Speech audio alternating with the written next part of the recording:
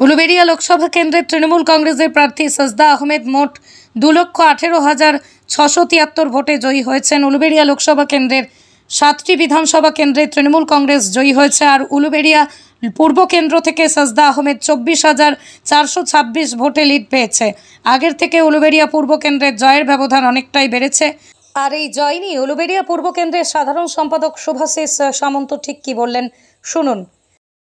BJP যতই ED CBI আর নিন্দাজনক ব্যবহার করুক, মানুষ তার রায় দিয়েছে, মানুষ তার উন্নয়নের রায় দিয়েছে, মানুষ লক্ষ্মী ভাণ্ডারের ওপর রায় দিয়েছে, মানুষ দিদির প্রত্যেকটা মুহূর্ত যে উন্নয়ন, যে মানুষের প্রতি ভালোবাসা, তার রায় মানুষ দিয়েছে।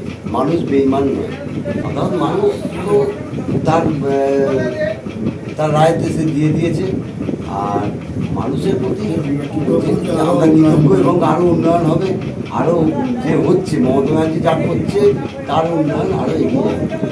যখন 2011 সালে মমতা ব্যানার্জি তৃণমূলের যখন জয় হয় সিপিএমকে হারিয়ে, তখন মমতা ব্যানার্জি প্রথম থেকেই বলেছে শান্তি চাই।